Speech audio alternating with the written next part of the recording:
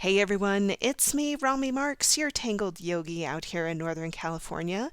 Welcome to the Seekers of Sweetness class, Volume 4. So excited to bring this to you. So let's talk about the things that we're going to need for class.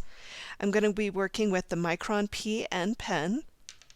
I have the Sakura Jelly Roll Gold, and I have the Sakura Jelly Roll 8 White. I'm also going to be working with a graphite pencil and a tortillon. If you don't have a tortillon, just go into the bathroom and grab a Q-tip and you are good to go. You know me, I'm a Prismacolor girl. Grab your Prismacolor pencils or whatever color pencils you have and play along. The template for this class is in the class description below the video here. So all you have to do is click the More button and a little blue bar will show up with the link for the template. Now, if you aren't going to print out the template, you can always take it down to Kinko's and they'll put it on nice cardstock for you. Or you could just grab your favorite sketchbook, make a rectangle that is 3 inches by 6 inches, and then put a little silhouette of a hummingbird and you're good to go. All right, well, let's get started with The Seekers of Sweetness, Volume 4. So let's get started here. We're going to be working with one of our first tangles that we ever learn in Zentangle, and this is Crescent Moon. Crescent Moon is just an arc with some arcs behind it. Now in today's class we're going to be working with some thicker arcs so that we can do some shading behind it. So I'm going to go ahead and pick up my Micron pen here, and I'm going to start by creating a little bit of a place for all of these half moons or crescent moons to start from. And what I'm going to do is I'm going to start right here where his chest is, and let's go ahead and zoom in on that just a little bit. So I'm just going to go ahead and make a little crescent moon here. And then I'm just going to do one arc on this crescent moon. Now once I've got that, I'm going to turn my piece on its side here. And I'm going to do some smaller crescent moons to start. So I'm going to do a small crescent moon right here. And then I'm going to do a little bit of a thicker aura behind it. And then another aura behind that. I'm going to go and do another one right here. So just a small crescent moon here. Not too small, but small-ish. And if you want to watch the video before you start doing yours, you can. And then I'll do one more right over in this corner right here. Let it kind of join with his body there. And one more there. So there's the beginning of our crescent moons here. Now what I'm going to do is I'm going to look for these little indentations and start to make them a little bit bigger. So you're going to see me start to grow it.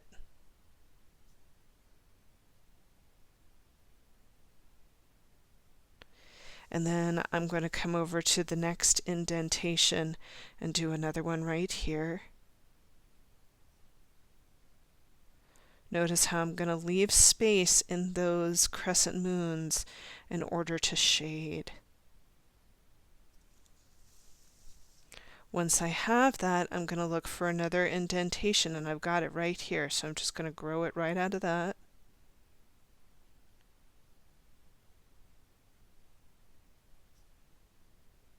Just like so. Now once I've got that, I'm going to start to turn my piece here. And I'm going to make a little gemstone that's going to go, or another crescent moon that's going to go right underneath his beak and out the other side. I'll do an aura. Notice how I'm lifting up my pen and coming out the other side. And then one more. I'll let that pause right there for a moment. You can see I've got another place right here for another gemstone now. So I'm just going to go ahead and put that in. And these grow pretty organically, so you can kind of go off and do your own thing.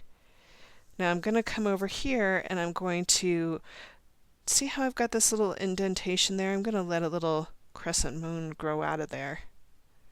And I'll let it kind of overlap with this other one. Maybe I'll do another one right in here.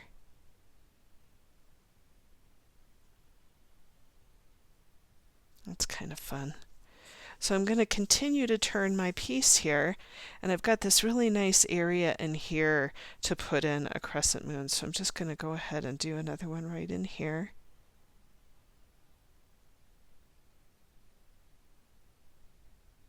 And then I'll probably do one right in here. You can see how that's kind of growing nicely. And then maybe one over here.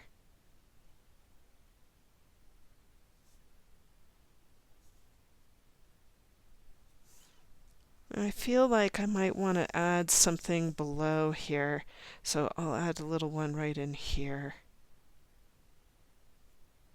And you know, all flowers are different, so you may decide to do different things than what I'm doing on my screen with yours. So go ahead and do yours. I'm going to finish up mine, and then when we come back, we're going to learn another tangle. So let's talk about this next tangle.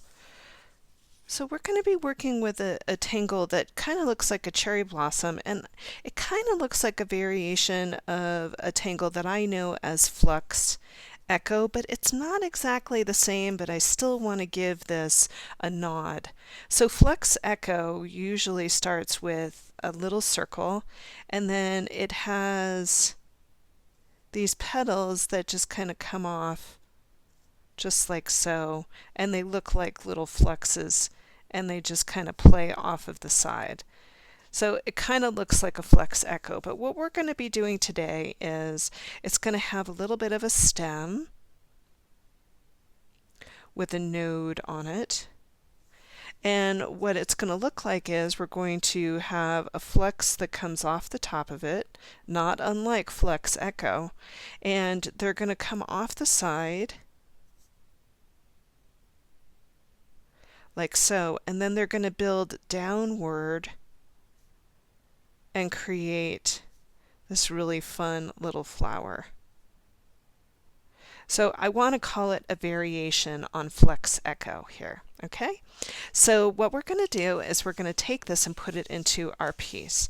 So I'm going to grab our piece here, and I'm just going to start by creating an arc that's going to come from the corner here. So I'm just going to go ahead and create this nice arc that's going to come down from the corner.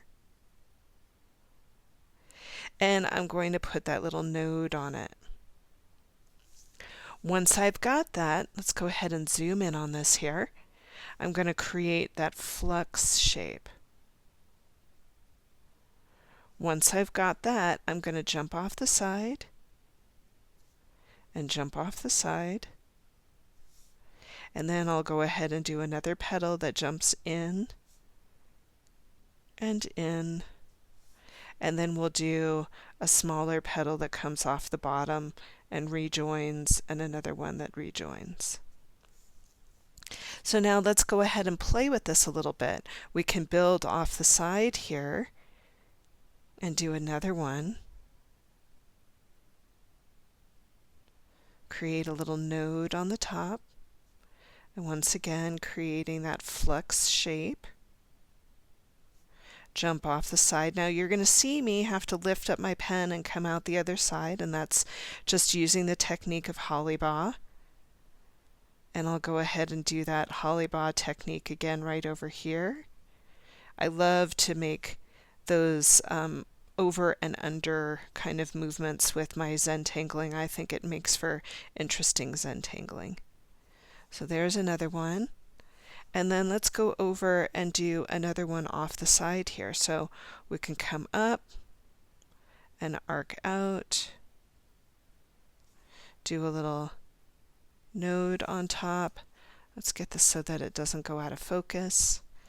And we'll go ahead and create another one.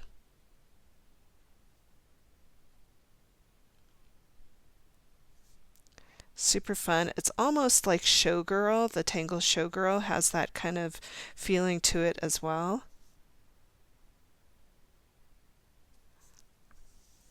Really, really fun. So let's go ahead and do one on the top. So you're going to see me just go ahead and flip my piece so that I can come through on the corner here and have some fun with it. So I'm just going to go ahead and do another arc and another aura right there. We'll put a little node on it. Let's put the petals in. And you can do as many as you like. I'm going to be working in threes here.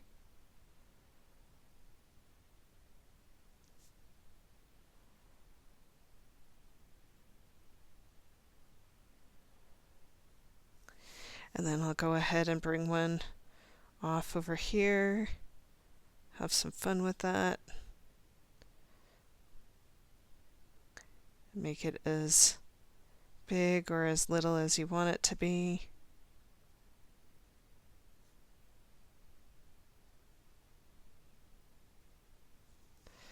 And then I'll go ahead and I'll do one more. I'll let this one come far out. All of our plum trees and our crabapple trees are starting to blossom here. We're a little late in the season just because we're at such high elevation, but it's always my favorite time of year to see all those beautiful pink blossoms.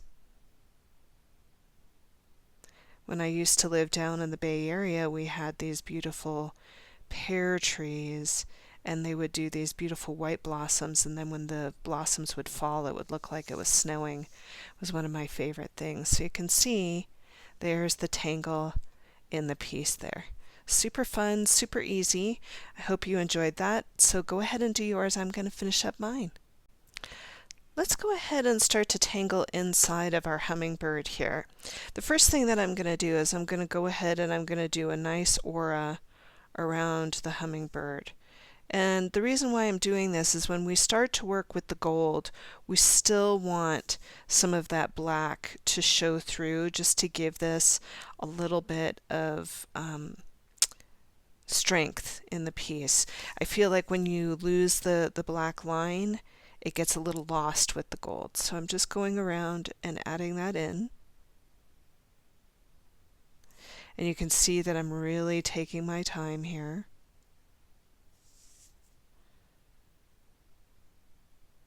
Now once I've got that, and you can pause me anytime here if I'm going too quickly, I'm going to start to add some flux into the wing of the bird. So that really fun tangle that looks like a teardrop. And I'm just going to start from a point that's just a little bit below where his wing is here. I'm just going to come in and I'm going to make a little dot. And then I'll go ahead and I'll come in and make that nice teardrop shape and rejoin. I'm going to step down a little bit, make another one, step down a little bit, make another one, and finally one down here. So that's how I'm going to handle the wing there. Now underneath where his neck would be, I'm going to put in his eye just so that I have a point of reference. So I'll just come above the neck and give him his eye. And then just where his neck would be, I'm going to do a couple more teardrops. So I'm just going to go 1, 2, and 3. Now inside of his body, I'm going to go ahead and I'm going to put a little flower here. So it's going to look like this. I'm going to do a little circle, and then I'll do more of those petal-like shapes.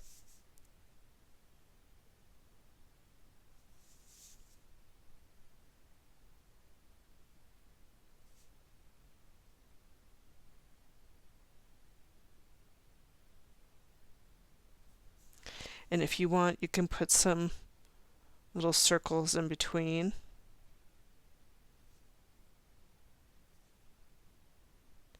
And I'm making these fairly large because we're going to be doing a lot of gold, and I want to have a little space to work in to add a little bit of color. Okay? So the last part that I'm going to do is I'm going to add a couple of those same teardrop shapes down here. So I'm making these fairly large, and you'll see what I mean when we go and pull these in. so that it looks a little something like this. So you can see that it's taking up a lot of space in the bird, and that way we'll be able to add a lot of color in there later on. So many of you know that I really love the Tangle Tipple, which is just a circle or a cluster of circles. And so for me, it just adds a little bit of filler into the piece. So I'm going to go ahead and add some tipple in here, and I'm going to be making these look like dewdrops a little bit later. So I'm just going to add 3 over here, and then I'm going to come up top here and maybe add 1 over here, 1 over here, and 1 over here. Okay? So go ahead and do yours. I'm going to finish up mine, and then when we come back, we're going to start working with the gold first. I know that that sounds kind of contraindicated, but I really want us to have that in there before we start doing everything else. So I'm going to be working with the Sakura Jelly Roll Metallic Gold, and this is a really nice pen. Now there are other golds on the market, and I do like them too, but I know that a lot of tanglers use these, and they are a really great beginner pen for gold as well. So what I'm going to be doing is I'm going to start just by working in the wing, and I want to talk about how much pressure we put on these pens. These pens, if you let them hover over the page, and you can see that this is a really kind of juicy little pen that I've got going here, the ink just wants to climb onto the page. So I'm really just letting this paint come onto the page or hover onto the page. And you'll also notice that I'm trying to leave as much of the black on the piece as I possibly can.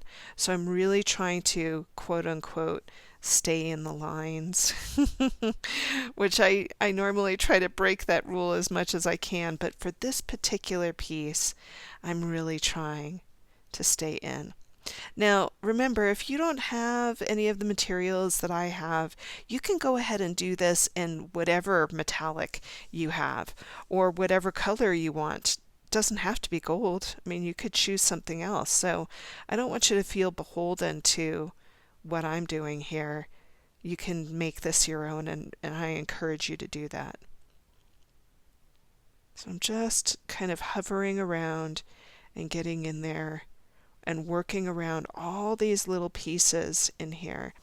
And the reason why I chose to do these designs in here was just by making the bird gold, it got lost in the piece. And so by having some tangles in there, it really added to the bird, and it also added to the piece. So you can see that I'm just going so lightly and working around.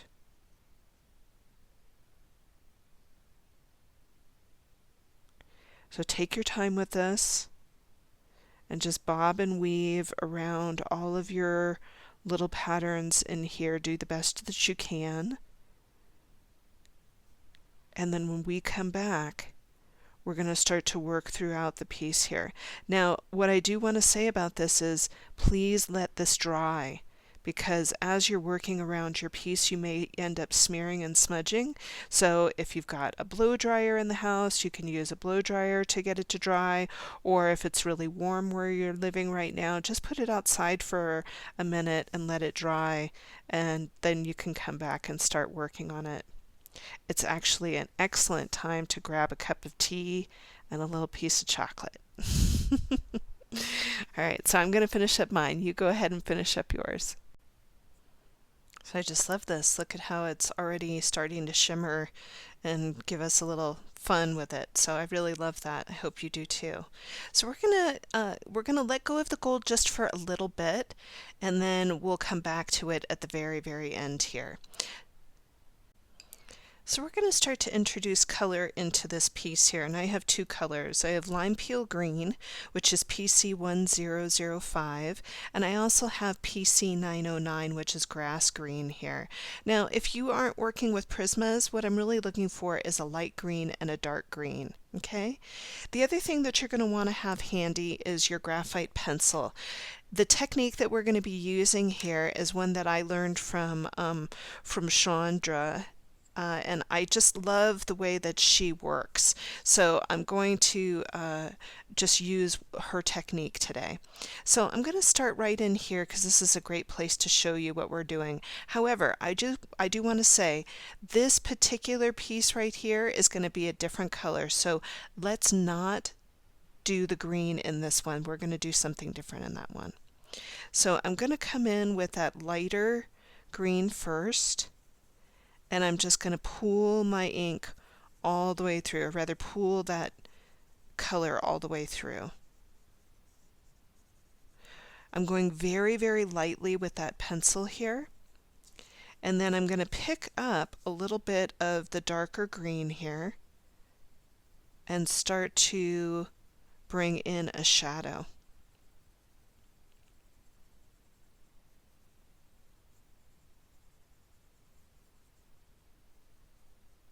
Now once I've got that, I'm going to pick up a little bit of the graphite and I'm going to bring it into this corner.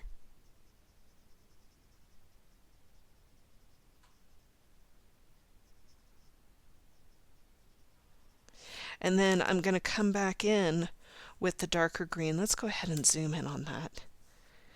I'm going to blur that out a little bit.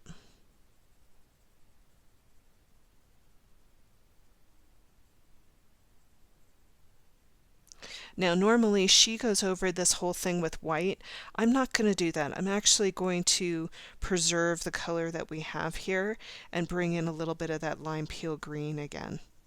I like my colors just a little bit more vivid, and so this is going to be really nice and vivid here. And so you can see that that's got this really gorgeous, rich feeling to it. And you can, jump back and forth with it and play and make it more intense or less intense, just depending on what you're looking for. Now, what I loved about the way that she does her gemstones is that she comes in with her white pen and she makes a really thick highlight. Now hers she squares off, but I'm going to do something like a boomerang. So it's going to look like a little arc. And then I'm going to give it a little bit more intensity there. And already you can see that this looks really shiny and glossy. And look at how pretty that is. I just love the look of that. So the way that I'm going to handle this is I'm going to start with all of my lights first and just kind of dust in all of these pieces that we have. I'm going to work around and just kind of dust those in. Now you'll notice I'm not doing this one. I'm leaving it alone.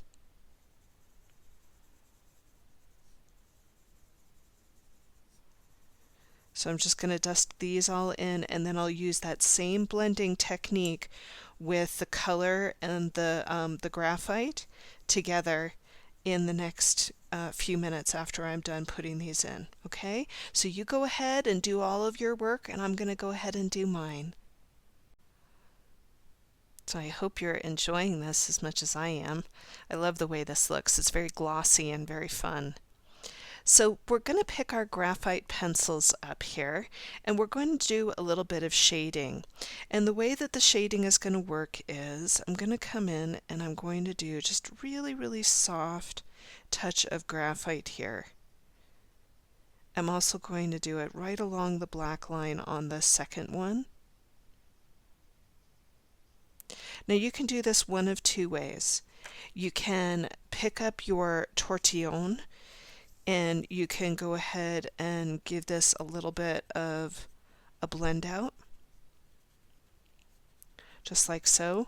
Or if you're like me and you really struggle with wearing graphite, you can pick up your white pencil from Prisma. This is the PC938, and I'm just going to come in with that pencil and I'm going to start to just blend it out with my pencil. And you can see that it kind of holds the graphite in place, but it also can get it pushed around like pastel. And what I love about that is that it's set. Now, if you want to come in and do that white right over the top of where you had your tortillon, you could also do it that way, and that will set your graphite. So there's more than one way to do this blending. You can, do all different kinds of things. You can see I'm coming back in and adding a little bit of black up there, and then you can come back in and do your blend that way, and then come in with your white pencil and set it so that you don't have to worry about all that graphite moving around. Okay, so the whole idea is to leave a little bit of white behind the graphite there.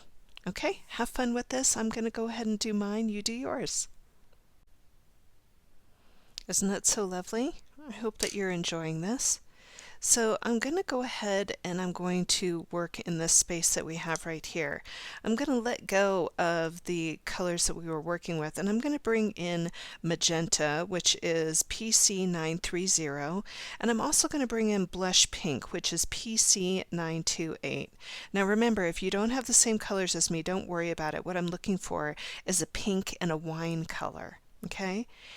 So what we're going to do is we're going to come in right here, and I'm going to start with the magenta first, and I'm going to go very, very softly with it because magenta is one of those colors that is really, really strong. It's heavily pigmented. Now, if you're working in the Prismacolors and you don't have the magenta, you could always use processed red, you could use pomegranate. There's so many different similar colors to this. And I'm just going to start to give this a little bit of a push, and then I'm going to come in with some of that pink and start to go over to the other side where it needs to just stay light, but I'm also going to blur this a little bit. Once I've got that, you know that I'm going to pick up a little bit of that graphite pencil and give that shadow in here. And then I'll come back in with a little bit of that magenta and blur it out. And I like to layer colors because they become much more rich when you layer them. And you can see that that's going to be really, really beautiful. So once I've got that, I'm going to pick up a little bit of my white pen if I can find it, because you know how this workstation gets. It gets a little wild and crazy over here. And I'm just going to get that started and do a little boomerang right in this little corner.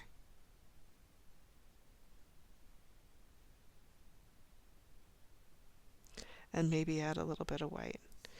So there you have that centerpiece, really, really pretty. Go ahead and do yours. I'm going to finish up mine, and then when we come back, we're going to continue to use the magenta and pink. So we're going to start to work into where we have these beautiful flowers down here. And the way that I'm going to start is I'm going to come in and do the petals with a little bit of the magenta first. And I'm just going to do a really soft dusting in the main petal. And then I'm going to create these little shadows on either side.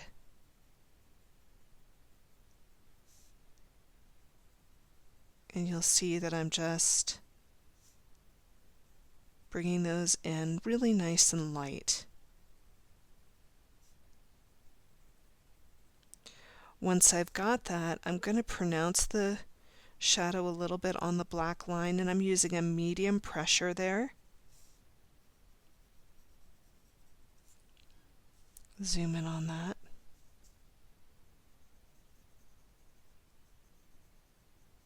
And then I'll add a little bit of darkness at the bottom here. Once I've got that, I'm going to pick up a little bit of that pink and start to work my way up. You can see that that pencil is working in a circular-like motion. And you can see that I'm starting to drag that pigment from the bottom up a little bit.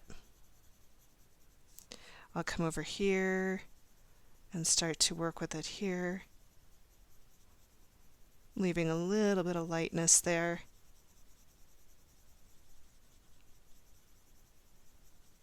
And just coming through.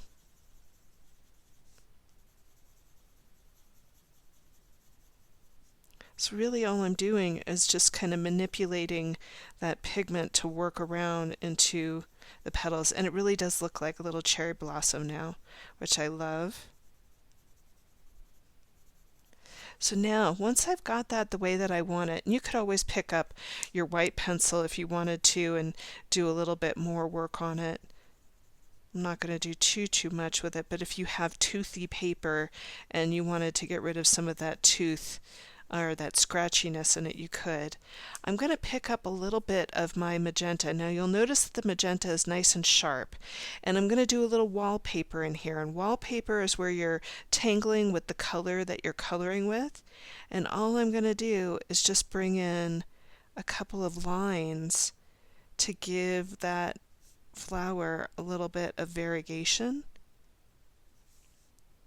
And you can see that I'm giving that a medium pressure just to get it to show up.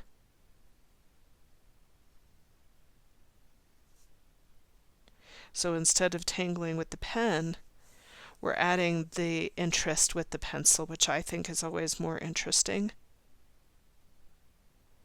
So I'm going to go ahead and do all of my flowers, even these up here, with that very same technique. You go ahead and do yours.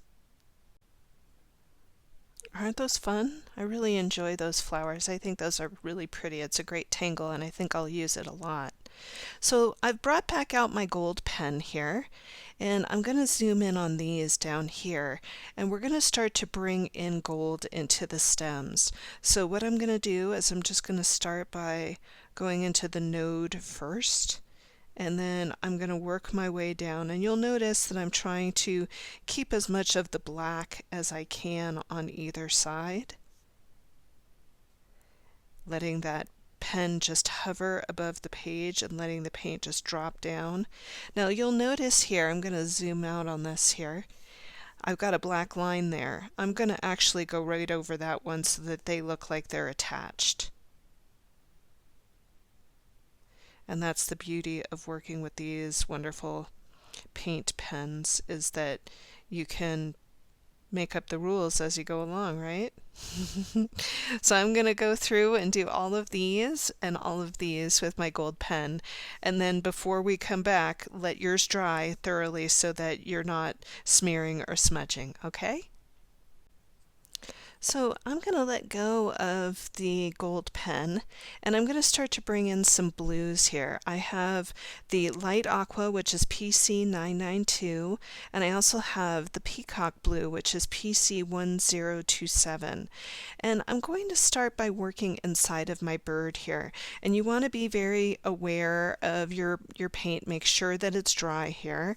And what I'm going to do is I'm going to start by coming in with the light aqua first, and doing just a very soft dusting of the light aqua into the wing of the bird here. And you'll notice that I left a little bit of white up top. Let's go ahead and zoom in on that. And then I'm going to bring in a little bit into the neck and into the flower here. And you can see I'm being very mindful of where my hand is. Diving down into the tail, just like so. Once I've got those down, I'm going to come in and add a little bit of that darker color into the base of the wing.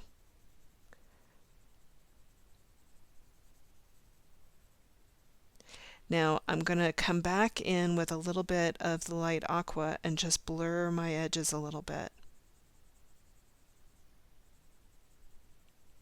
And you can see that that color just wants to become really pastel-y. Look at how pretty that is. I'm going to do the same thing throughout. So you're going to see me dust a little bit in here, a little bit in here,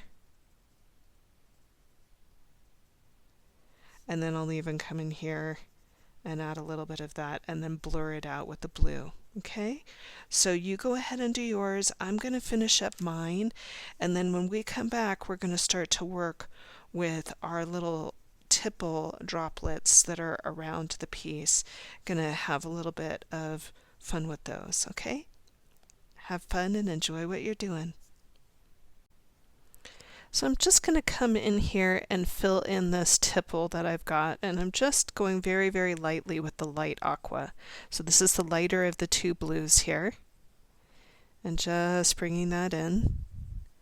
And then I'm going to go ahead and come in with that darker blue, and I'm going to start to make this little C curve here, and just start to bring in a very, very soft shadow in here. And then once I have that, I'm going to go ahead and I'm going to give it a little bit of a blur with that light aqua.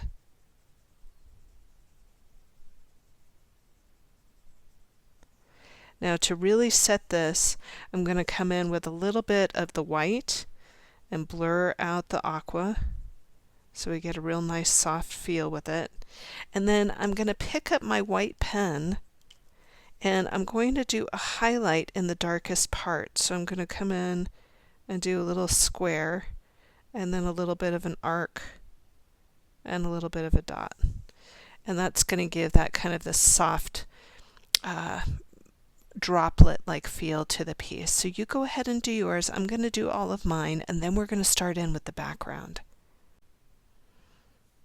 So let's go ahead and start to work with that background here. I'm going to pick up actually three new colors for that background.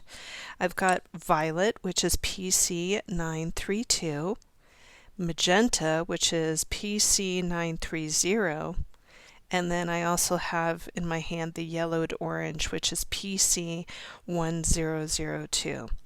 I'm going to be using the violet first here, and what I'm going to do is I'm going to go ahead and just start by making sure that this is nice and sharpened up, and I'm going to be using the side of the pencil here to really get through most of this area in here. I'm going to leave this corner alone, but I'm just going to start to dust in that purple all the way through the side here. I'm going to let it come down underneath these little cherry blossoms that we have here. I'm going to work my way around that beautiful flower that we have with the hummingbird and start to work my way around and down around his beak. I'm going to slowly start to come down around to the bottom half of the piece here. So I'm going to leave this corner alone, but I am going to come all the way down towards it. And you can see that I'm still working on the side of that pencil, and by having a sharpened up pencil and working on the side of it, you can get so much more done than if you have a short lead. Right? So I'm just coming in, bringing in some of that in here, and dripping into these little areas in here. Now once I have that all into these areas, I'm going to come back around where the hummingbird and the flower are, and I'm going to start to create a shadow very, very softly with that violet. You can see that I'm pressing just a little bit harder here. Working my way around his beak, coming down through here,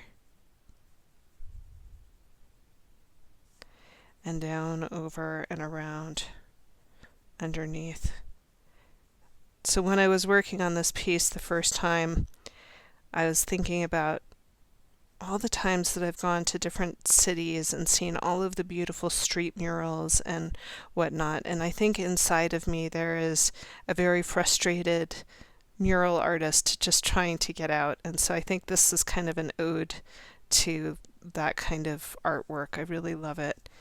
So I'm going to come in underneath these blossoms here and just add a little bit of that shadow.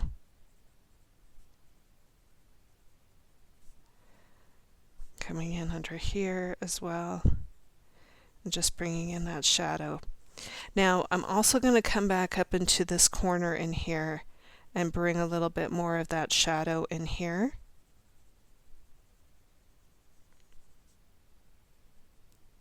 I'm letting it drift down. I'm looking for, little spaces in which to create that drama.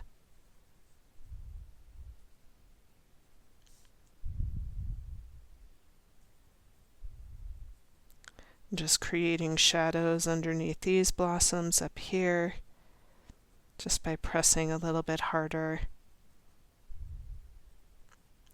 Now once I've got that, I can come back in and press a little bit harder in towards the beginning of where the corner is.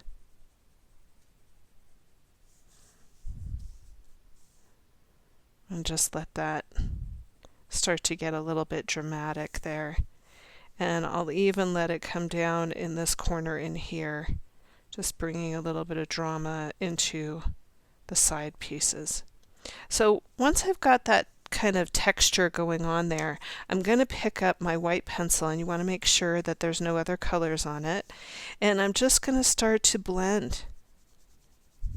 And I'm really going to just kind of pull that pigment around in the piece and get it super, super blendy.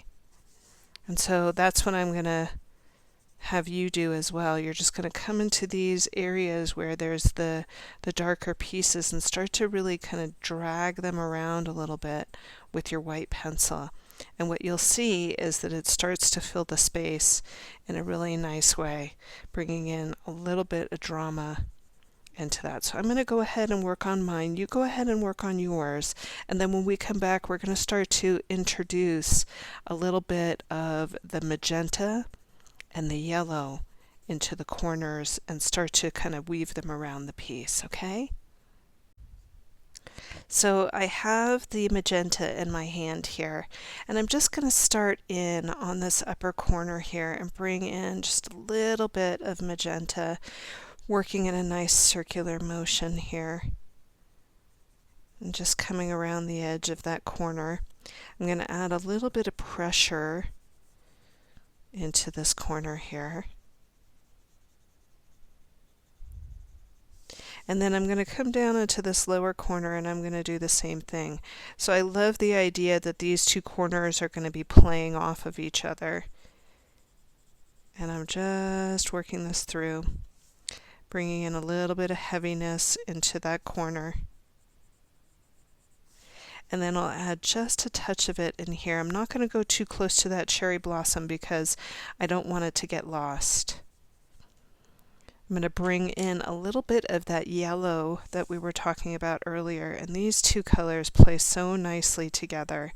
I just love the way that they work with each other. So I'm just going to bring in a little bit of that yellow in here and over here. And then I'm going to do the same thing down in here. I want this to feel very painterly, almost like something that you would see on the side of a building when somebody is working with something like this. So I've got a little bit of that white in my hand now, and I'm going to do those little circles and get those to blend in towards each other. I'm just getting it to go in there, and it feels very watercolory to me when you do this. I'm using a medium pressure, just really trying to get that to move around, and I may have to add a little bit more. But you can see that I'm working that with little circles and bringing it in. Ooh, look at that. That's cool. I love it when you get these like little streaks of color that blend into each other like that. So I'm just going to continue to work these into each other here. So I might come back up here and add a little bit more of that magenta. I almost want it to feel as though it's like a sunset. And I'll come down in here and continue to play. So you go ahead and do yours. I'm going to do mine.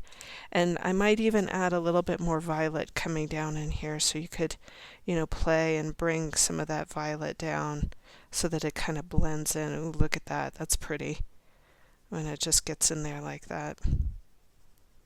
And I might add a little bit more shading around where these little blossoms are in here. So I can see, just adding a little bit of more shading in the background, giving it a little bit of a shadow so that they don't get lost.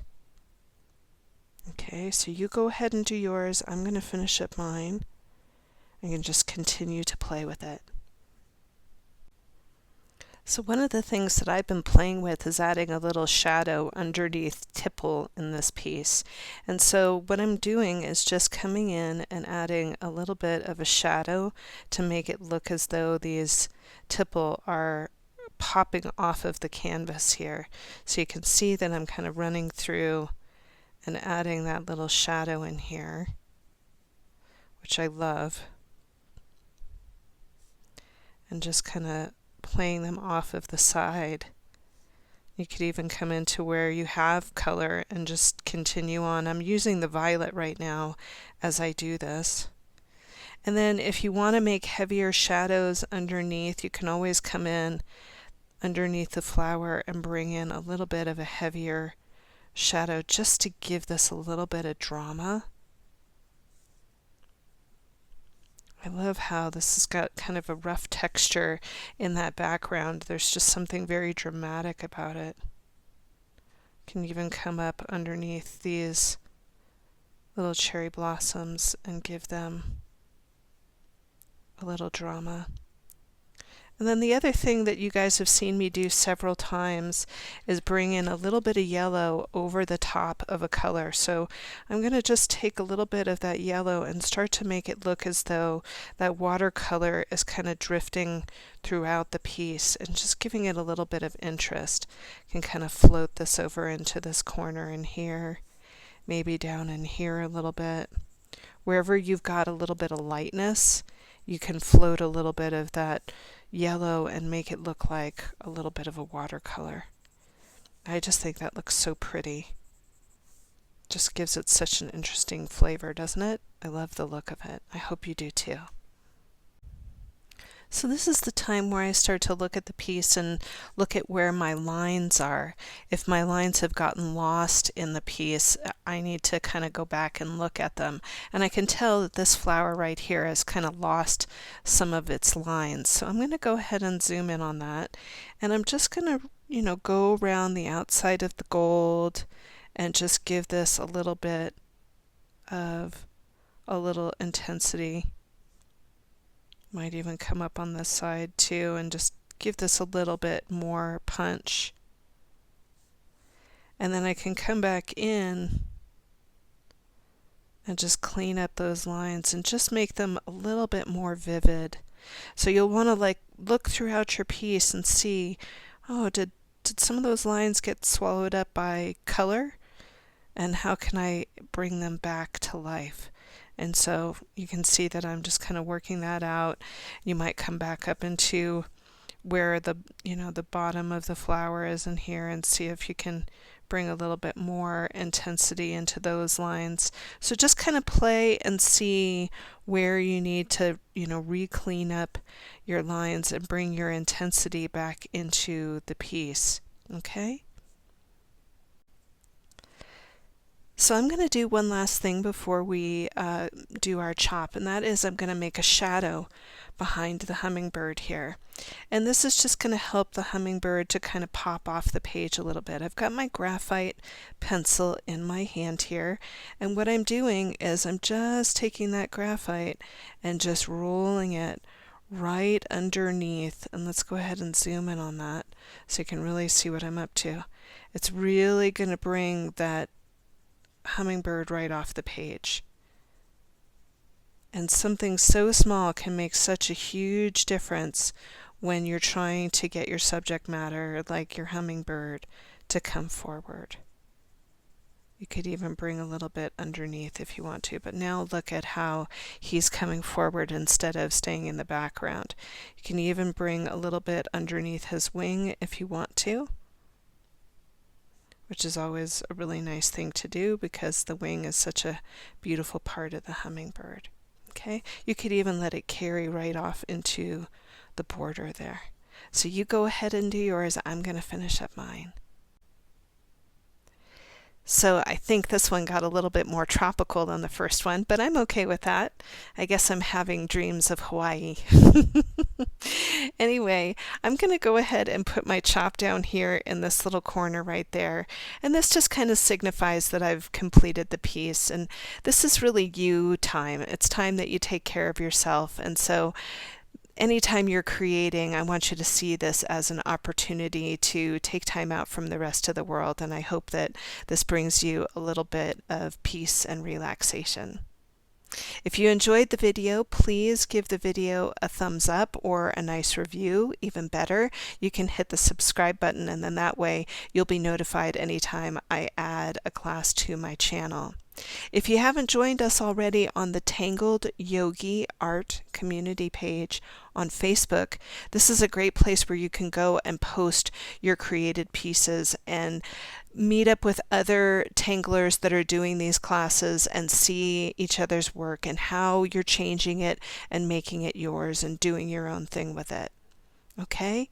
I'd love to see your work there, so please come and join us. Well, that's it for me. I'm Rami Marks, your Tangled Yogi. Thanks so much for being here with me today, and I look forward to teaching the next installment next week, week 5. I'll see you then.